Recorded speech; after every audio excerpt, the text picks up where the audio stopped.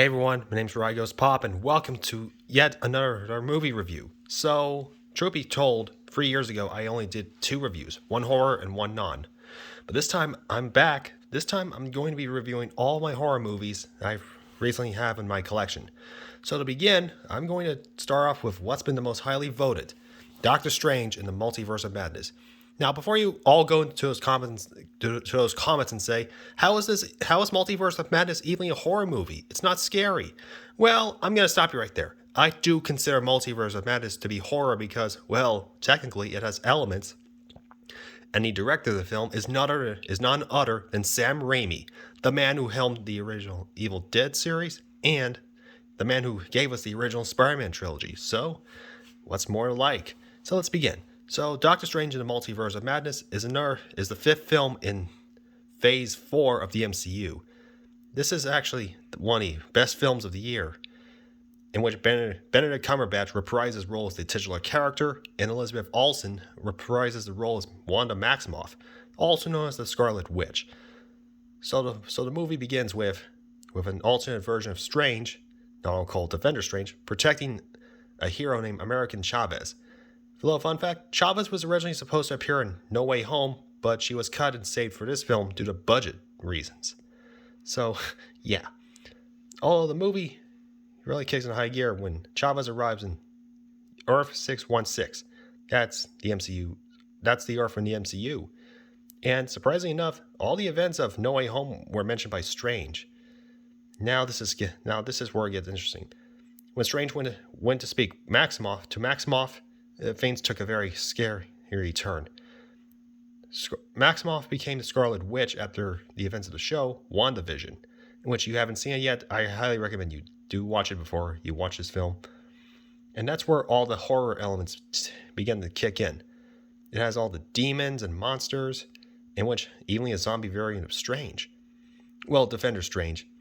And believe it or not, the film actually has more universes than one, including a little cameo of Bruce Campbell, aka Ash Williams himself, in which, oh yes. And plus, we got a lot of surprising new characters we've never seen before, and some familiar faces.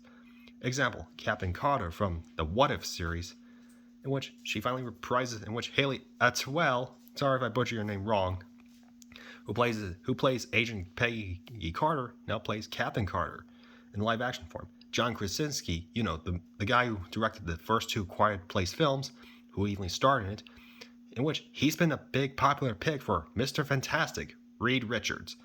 And a big surprise of all, Patrick Stewart's back as Professor X, Charles Xavier from the X-Men films.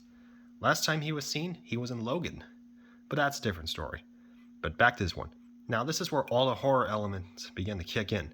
Scarlet Witch's carnage, full rampage. I might do a review on Let There Be Carnage someday, along with Venom. But I'm getting off topic. Anyways, so Scarlet Witch took out all the members of the Illuminati one by one. So that leaves Strange and Chavez.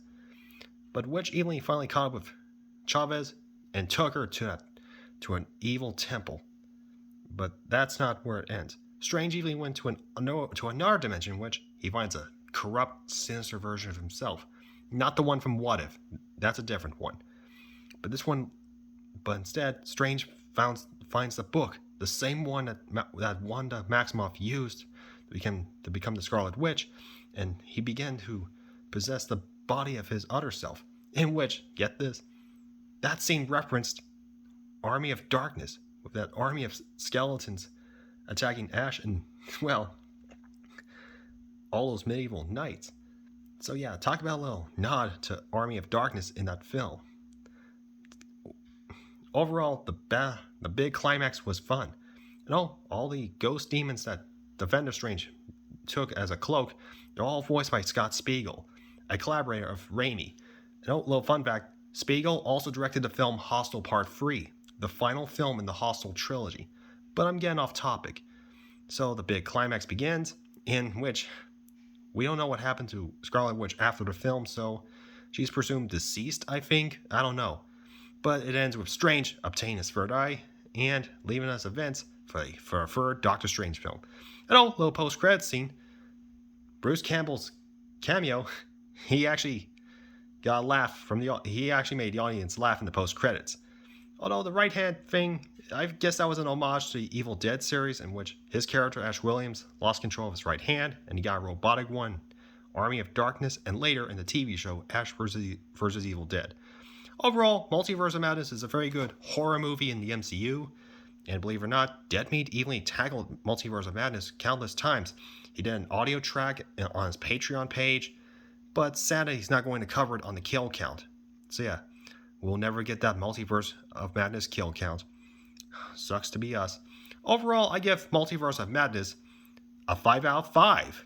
So yeah, Sam Raimi, you get a triple A+ for this film. So, bravo, Sam Raimi. Bravo. You made Doctor Strange a complete horror movie with this sequel. You have a lot of praises. So that's all, guys. If you want me to do another review on another movie within my collection, leave your suggestions in the comments below, and I'll see you all next time. Until next time, guys, stay poppin', stay safe, and take care out there in the world. Peace. Until next time.